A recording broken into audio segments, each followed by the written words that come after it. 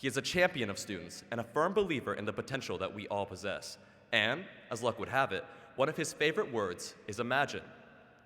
Please help me in welcoming our State Superintendent of Education, Dr. Tommy Bice.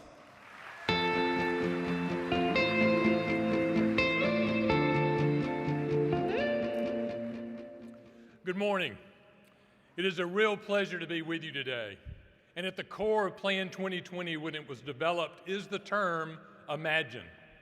And let me explain to you why that's so important to the work we're doing in public education today. I met a young man 4 years ago. His name was Sam. Sam was a 4-year-old pre-K student in Huntsville. Sam didn't know I was coming to visit his classroom, but I walked in unannounced, nor did his teacher know I was coming. Walked in unannounced and started talking to Sam, and Sam showed me his tablet. And on his tablet, he was making the letter V. And Sam began to explain to me how the letter V sounds, words that began with the letter V. And then I asked Sam a question, not knowing what the response would be. And I said, Sam, if you're on the letter V, then obviously you have studied the other letters that come before V. And his immediate response was, oh, yes, sir, I have them archived here on my tablet. Would you like me to pull them up? That was a profound learning statement for me as your state superintendent. It told me that education as we know it cannot continue because the Sams of the world are going to expect something far different than many of us ever experienced.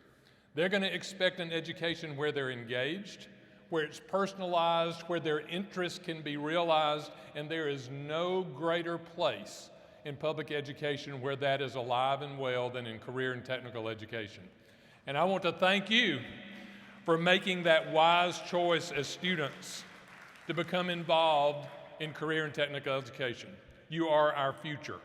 So I want to, in my brief time with you today, to welcome you on behalf of the State Board of Education, the State Department of Education, represented so well by Dr. Philip Cleveland, who leads this effort for the State Department of Education. Give Philip a big hand.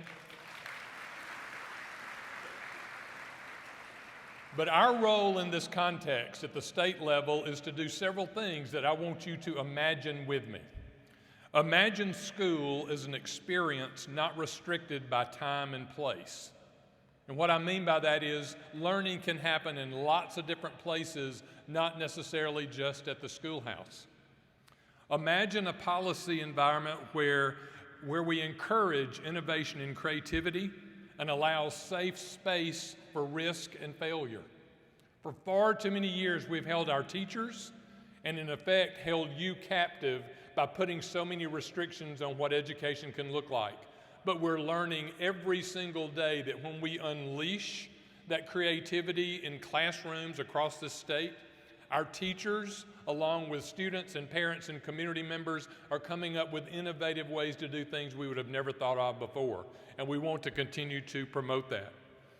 Imagine a school culture where teachers focus on creating thinkers and creators without the fear that one test given in the spring is going to determine success. You guys know this better than any group in the state of Alabama, and we need you to share this message loud and clear. There is no one bubble-in test that can capture the magic that happens in your programs every single day.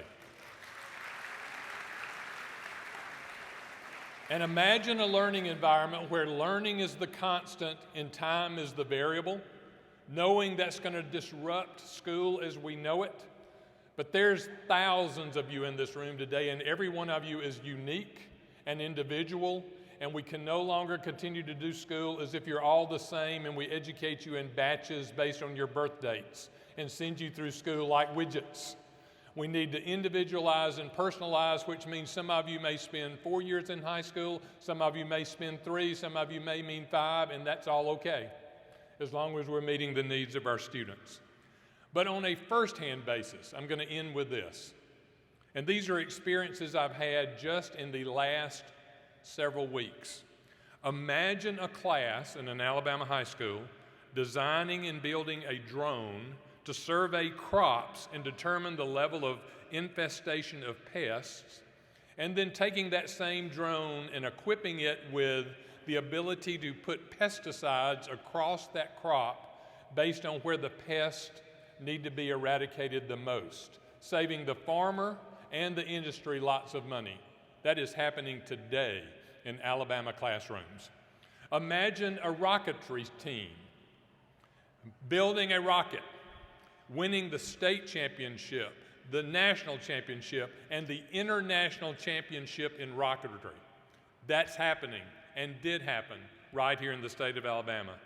And imagine a technology education class building an all-terrain vehicle that can be disassembled, crated, and sent to a third world country where they've never had transportation in the rainforest, going to that third world country and helping the villagers learn how to put that all-terrain vehicle back together so for the first time, people have access to clean water and medical services and the ability to garden and drill wells for clean water that they would never had before.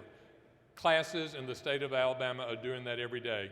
So I would challenge you during this conference and every single day moving forward, imagine.